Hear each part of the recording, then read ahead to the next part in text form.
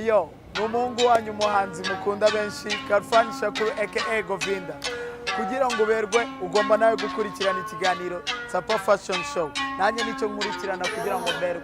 Hey there, my name is Juan, I'm a stylist and I follow Tsapa Fashion Show. I'm telling this to the fashion lover. This is the best station. Nitwa Moses, mu designer wa motions, nkurikira ikiganiro Tsapa Fashion Show. I'm Tanga, nkurikirana Tsapa Fashion Show. Hello, my name is Kente Christabel. I'm a fashion designer from Uganda. When I'm in Rwanda, I watch Tsapa Fashion Show.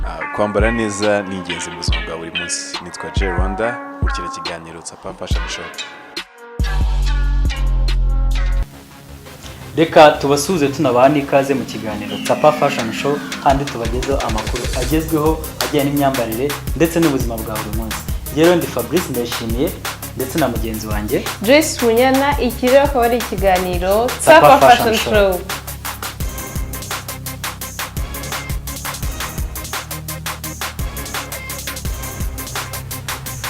Ubutumwa bugenewe wowe usanzwe udukurikira ndetse nawe utubonye muri aka kanya. Yes, birumvikana rero kutagomba kuva imbere ya televiziyo yawe kubera ko uyu munsi tubafitiye udushya twinshi. Reka rero dutangiye n'igice cyacu cya Fashion and Lifestyle News.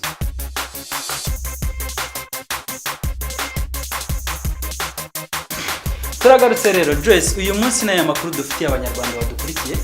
Amakuru dufite kuri uyu munsi ni amakuru ashyushye cyane, dore ko ku masocial media biri kuvugwa cyane yuko Rwanda Cultural Fashion Show irimo irajyana abantu hanze. Ya nibyo koko kubera ko uhagarariye Rwanda Cultural Fashion Show yatubwiye amasezerano yagiranye na AFAM, atubwira n'icyo aje gukemura ndetse nabo agenera aya masezerano. Reka rero dukurikirane ikiganiro twagiranye n'uhagarariye Rwanda Cultural Fashion Show. Ni ukuvuga ngo Rwanda Cultural Fashion Show mu by'ukuri intego zacu ni uguteza imbere umwuga wa fashion mu Rwanda. So ni muri urwo rwego rero mu gihe gishize mu myaka 6 tumaze twagiye tugerageza kuzana abantu b'abanyamahanga mu bantu muri East Africa, donc twagiye tuzana abantu benshi batandukanye hagamije kugira ngo bazane ubumenyi muri fashion industry mu Rwanda.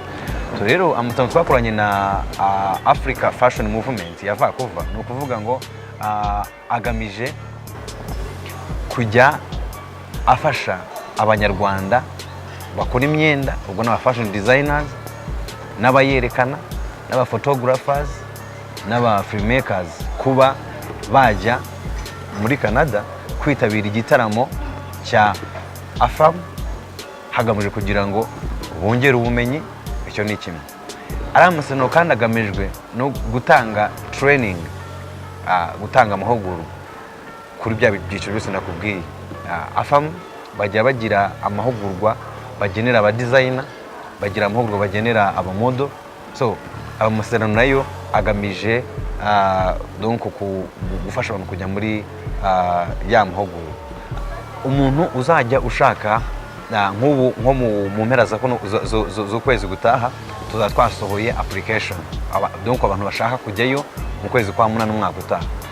Rwanda Cultural Fashion Show izajya coordinatinga umuntu wese wifuza kwitabira, tumuhereze agreement abanza zisome, tumara kuma agreement tunarebe koko ibyo akora niba ari ibintu bizima, noneho tumuhuze na African Movement tunamuhereze recommendation letter. Iyi recommendation letter nitimuha izamuhesha kugira ngo abone invitation letter ivuye muri Canada, izamuhesha visa. Rwanda Cultural Fashion Show izahesha wa muntu uburenganzira kuba yabona ibyangombwa, inahitemo noneho na wa muntu ufite ibintu biri quality. Navuga ngo abaryendirwa bikorwa ni bande, ni aba fashion designers byensi n'abakora imyenda, ni aba model berekana imyenda, ni aba photographers bafotora muri fashion show.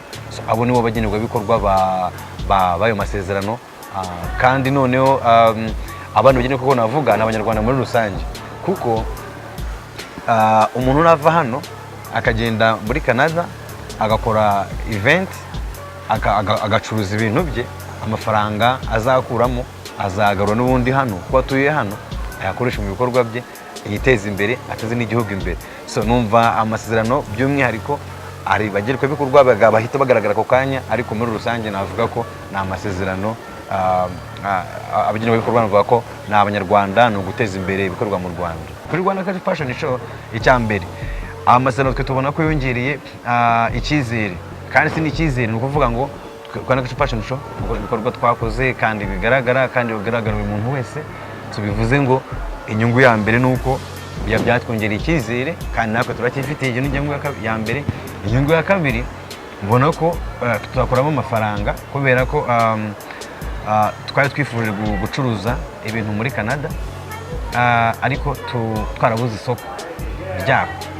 Ni ukuvuga ngo tufata abadizayina ba hano batabasha kugerayo, uko twohereje abadizayina bandi dufate umuntu wa Rwanda Cultural Fashion Show agende acuruze bya bintu, inyungu ivuyemo abadizayina tubaheho ayo bagomba gufata, natwe tubone ko percentage. Urakoze cyane. Ibyo bituma nanjye n'abanyarwanda, ikintu cya mbere navuga nshimira abanyarwanda muri rusange bagiye batera inkunga ibikorwa bya fashion kuva byatangira. Numva nakubwiye ko maze imyaka 6 abanyarwanda bagizemo uruhare cyane. Nababwira ko icya mbere iyo tuvuga fashion ni ukwigisha abantu kwambara.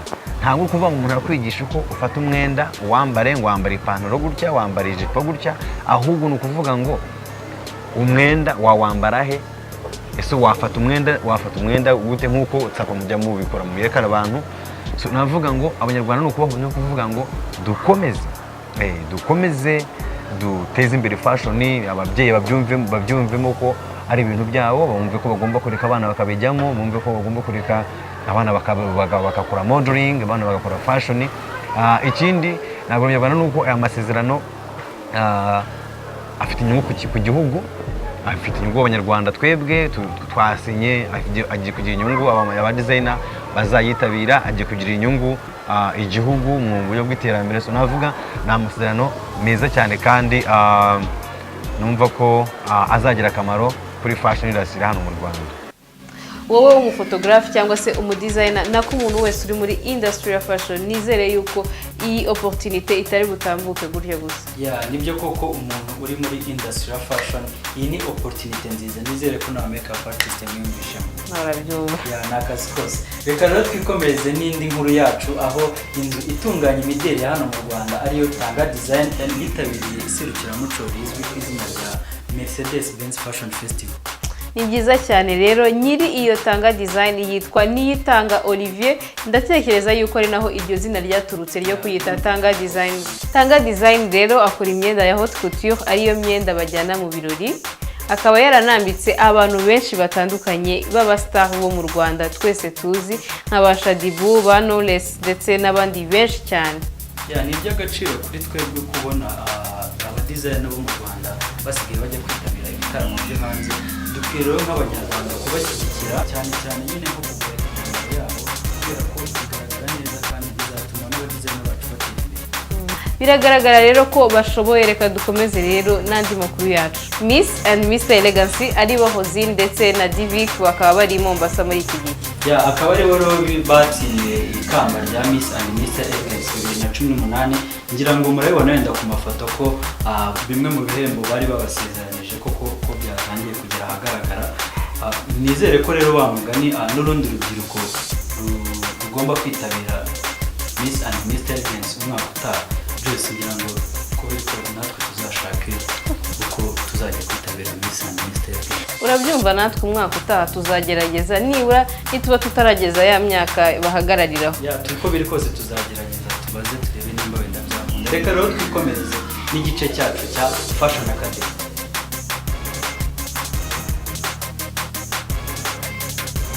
Uyu munsi rero muri Fashion Academy tukaba twabateguriye ibintu 6 ushobora kugenderaho ugiye gushinga business yo gukora imyambaro.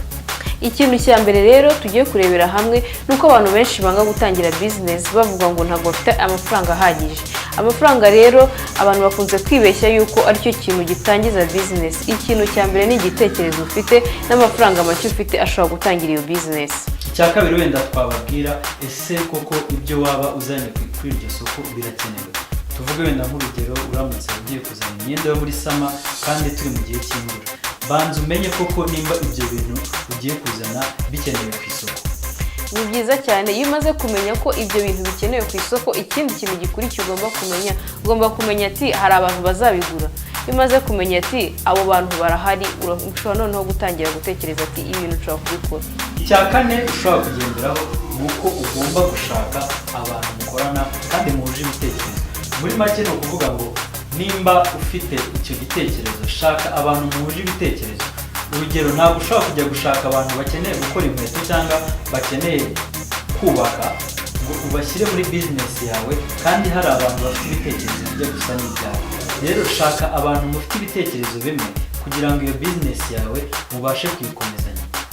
Ni byiza cyane binavuze, iyo umuntu akeneye kugira ngo atere imbere muri business agomba kuzana hari ikintu cyiza nkunze kwigira mu magambo y'icyongereza avuga ngo passion.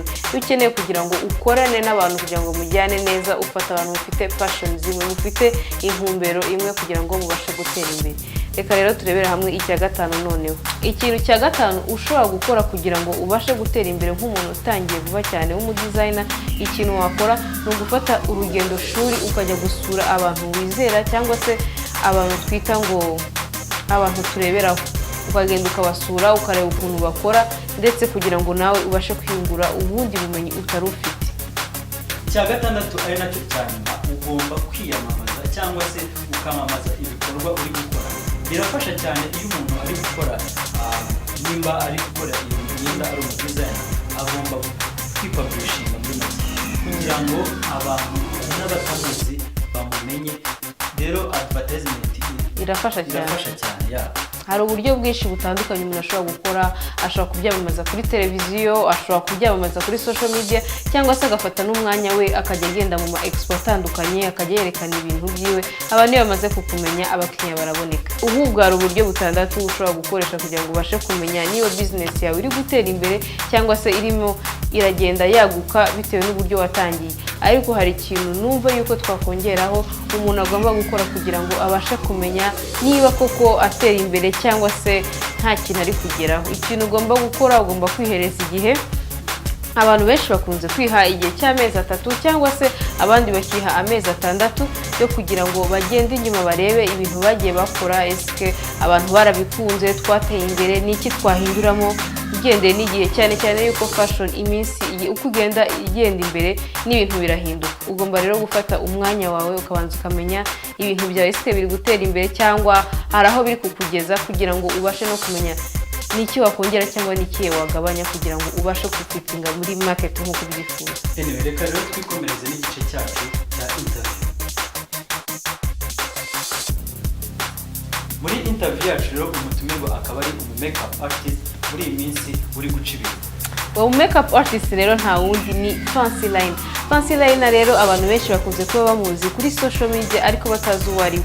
Uyu munsi rero twagiranye ikiganiro cyiza cyane atubwira uburyo yatangiye, imbogamizi yahuye nazo ndetse n'uburyo yazivuyemo. Reka rero dukurikirane ikiganiro twagiranye nawe.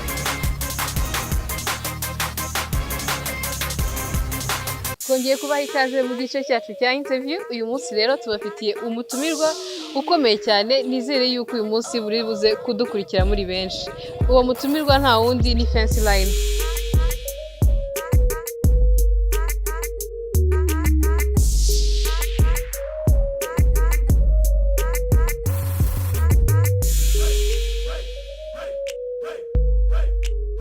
Twongeye kugushimira ko witabiriye ikiganiro cyacu, watangira twibwira.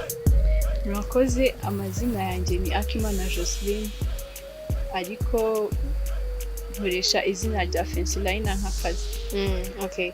Watubwira Fancy Line byaturutse kuki wahisemo kwita Fancy Line ntuhitemo irindi zina? Nahisemo Fancy Line kugira ngo rijyane n'ibyo nkora. Urumva byansabye gufata dictionnaire, binsaba gutekereza kugira ngo menye izina ndi bufate rijyanye n'ibintu nkora. Fancy bisobanura ikintu kiri decorative cyangwa se ikintu gitatse cyiza. Liner ni ikintu cyose cyaca umurongo. Rero ni ukuvuga ngo nkora ibintu bya maquillage. Maquillage rero aho ivi ikagera habamo gukoresha intoki, habamo guca imirongo rero habamo gushushanya. niyo mpamvu harimo liner, fancy liner. Okay, ufite izina ryiza cyane. Ndagira ngo tukubaze ni ikihe kintu kiri interesting kuri wowe gituma abakiriya baza kuri wowe cyane?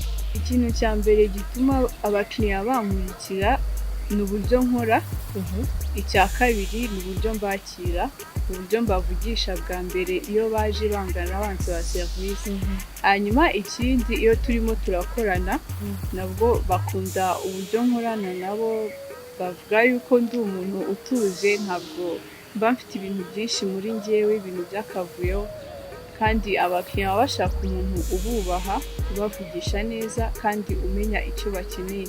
Y'ibyo bintu bitatu bifite, abakiriya bawe iyo aje rimwe n'ubutaha aragaruka, ntabwo ajya ahandi. Fancy liner nagira ngo tubwire wabitangiye gute, wabitangiye ryari? Kugira mbitangire nuko narabikundaga cyane kuva nkiri umwana, nakundaga ibintu bijyanye no gukora ubwiza bw'abakobwa cyangwa se abagore ndetse n'abandi. Nabaga nterese cyane ikintu cyo gukora n'ikintu kijyaniranye n'ubwiza. Rero kugira ngo mbitangire numvaga nshaka kubitangira kuva kera, gusa nkabona nta opportunité cyangwa nta market yabyo iraza hano mu Rwanda. Rero muri 2017 mu kwezi kwa gatatu nibwo numvishe ndi ready yo kubitangira, mbona hari market yabyo, mbona mfite na opportunité zaho nabikorera. Imbogamizi nahuye nayo mu gutangira, cya mbere cyo n'ubwoba bwo kuvuga se nzabona abakiriya, ese ibintu byanjye bizaresisa cyangwa se nzahomba cyangwa se bazabikunda. Urumva hari utubazo twinshi umuntu yibaza turi negative, ariko rero bikaba byagutera ubwoba bwo gutangira. Ni ubuhe buryo waba waratsinze izo mbogamizi wahuye nazo? Watubwira muri make uburyo wabigenje? Uburyo nabigenje nikuyemo ikintu cy'ubwoba, nkareba ko nashaka gukora ibintu bijyanye na makeup, narebye abandi bantu bakora ibintu bya makeup bafite aho bageze, kugira ngo mbafatireho urugero. Mbona harimo abakobwa, harimo abo tungana, harimo abo nshobora kuba nduta, ndetse harimo n'abahungu. Ndavuga niba abandi babikora nshobora nanjye kubikora. Ndavuga reka ngerageze tsindwe, ariko ntsindwa ari uko nagerageje, aho kugira ngo nicare numve ko namaze gutsinda. Ubwo rero maze kwikuramo ubwoba nibwo nabitangiye kubikora, kuko ubwoba nicyo kintu cya mbere gishobora kukubuza kugira icyo utangira, kugira icyo ukora, cyangwa se kugira aho wigeza nk'umujeri. Makiyaje nkora makiyaje y'abageni, nkora makiyaje ya fashion, ni ukuvuga ba models, nkora makiyaje iri simple na makiyaje ziri naturel, ndetse muri makiyaje ziri simple ubwo harimo iyo bita casual makeup. Ubwo ni nk'iyo umuntu agiye ku kazi, iyo umuntu agiye ahantu hatandukanye ariko adashaka ibintu byinshi. Wow, biri interesting cyane. Ni abahe bantu bakomeye baba warakoreye, abantu bazwi nyine buri muntu wese yavuga ati uyu muntu ndamuzi? Abantu nakoreye harimo abahanzi nyarwanda, abaririmbyi, harimo Marina, harimo Kwica, harimo Asna, harimo ni benshi cyane. Watubwiye yuko watangiye gukora makeup muri 2017. Ese muri uwo mwaka kuva 2017 kugeza 2018 haba hari nka award waba warabonye cyangwa se nk'igihembo in general? Haherutse kuba irushanwa rya fashion and lifestyle in Rwanda, made in Rwanda fashion and lifestyle. Aho ngaho rero nanjye nari mu irushanwa, nafashe award ya People's Choice, ni ukuvuga umuntu wakunzwe cyane cyangwa se umuntu watowe cyane. Ni byiza cyane. Ese muri icyo gihe wumvishe umeze gute? Wumvishe ukuntu audience gukunze? Wumvishe umutima umeze gute? Byaranshimishije cyane, kuko urebye igihe maze nkorana gitoya cyane kugira ngo mbashe kubona public ingana kuriya inkuzi. ni byiza cyane Jocelyn ko mbona ibintu rwose ari akazi kose waba warabyize mu ishuri cyangwa se waba wari traininze ntabwo nabyize mu ishuri nari nsanzwe mbizi bisanzwe kugira ngo mbikore nk'umwuga cyangwa mu buryo buri professional ngigira kuri YouTube urumva nari traininze bisanzwe nize electromechanical technology muri IPRS narangije kwiga muri uyu mwaka muri août nibwo nakoze defense ubwo graduation yangiriye muri December hanyuma nk'uko nabibabwiye makeup nayitangiye muri Mars muri 2017 urumva ko hashize umwaka n'andi amezi arenga ni ukuvuga ngo maquillage no kwiga narabifatanyije njyemba numva ku giti cyanjye ntashobora kureka maquillage niyo mpamvu ubwo ngubwo no gushaka akazi kajyanye n'ibyo nize nzashaka akazi katazambuza gukomeza umwuga wanjye wa maquillage nkoresha harimo Fenty Beauty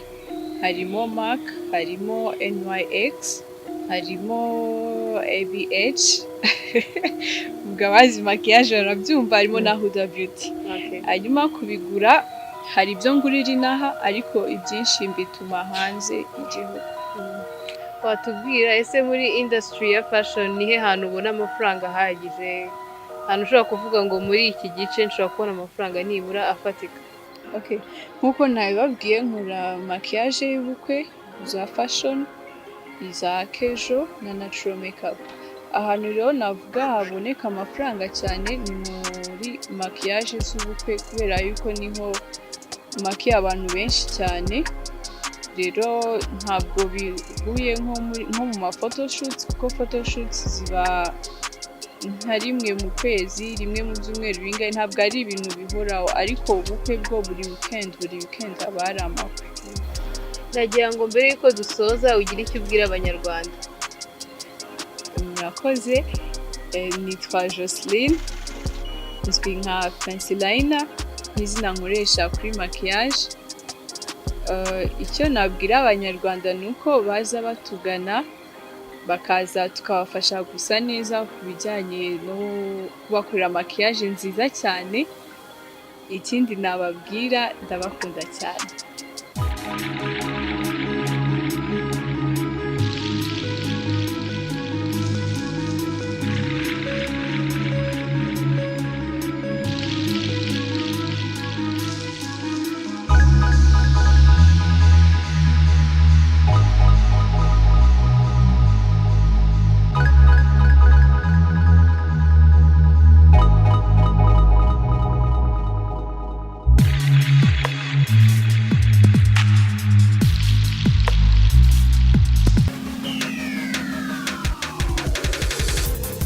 nizere yuko mwabonye yuko Fancy Liner ibintu abikora kandi akaba abikora neza reka noneho twikomereze tujya muri Pro Tips uyu munsi rero muri Pro Tips yacu twabateguriye ibintu byoroshye ushobora gukoresha uramutse ufite mu biganza hakomeye umuntu ashobora kwibaza ariko se koko kweri mu biganza byanjye bikomeye bikabije bishobora koroha Joyce uyu munsi wateguriye icyo abantu bafite mu biganza hakomeye bikabije kuri uyu munsi rero nateguye uburyo bundi umuntu ashobora gukoresha kugira ngo agire ibiganza byoroshye reka turebere hamwe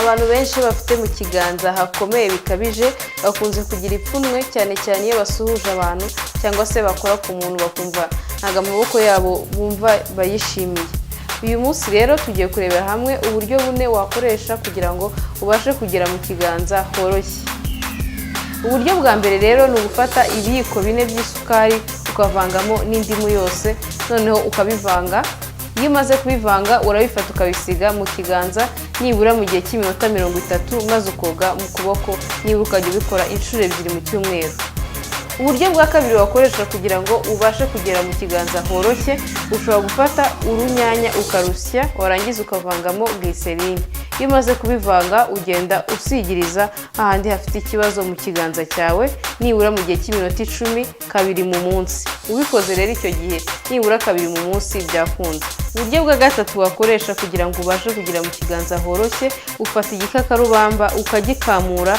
ya mazi avuyemo niyo uvanga n'ibiyiko bibiri by'ubuki maze ukabisiga mu kiganza cyawe. Iyo umaze kubisiga mu kiganza cyawe ubimazamo iminota 30 nibura ukajya ubikora buri munsi. Uburyo bwa kane wakoresha amavuta y'inka. Amavuta y'inka urayafata ukayazimanganya mu biganza byawe ukabikora buri gihe ugiye kuryama. Ubu rero bwari uburyo bune wakoresha uramutse ufite mu biganza hakomeye bikabije maze hakaza koroha. Kugira ngo rero murabibonye ko umuntu uramutse ufite mu biganza hakomeye ushobora nawe gukoresha biriya bintu bine Joyce akweretse kugira nawe mu biganza byawe horohe. Ni naho rero dusoreje ikiganiro cyacu. Gusa sinagenda ntababwiye ngo uramutse ufite igitekerezo cyangwa se inyunganizi ushobora kutwandikira kuri nimero yacu ya WhatsApp iri kuri screen yawe, cyangwa se ukadukurikirana ku mbuga nkoranyambaga zacu arizo Facebook, Instagram ndetse na WhatsApp. Ushobora no kudukurikirana kuri YouTube uramutse utarebye ibiganiro byacu byatambutse, ukadukurikirana kuri YouTube yacu aho wandikamo ijambo Sapa Fashion Show maze ukareba ibiganiro byacu byatambutse. Nizere yuko mwaryoheye n'ikiganiro cyacu cy'uyu munsi, mwadukurikiye muri na benshi. Naha rero tunasoreje ikiganiro cy'uyu munsi. Turabakunda. Bye.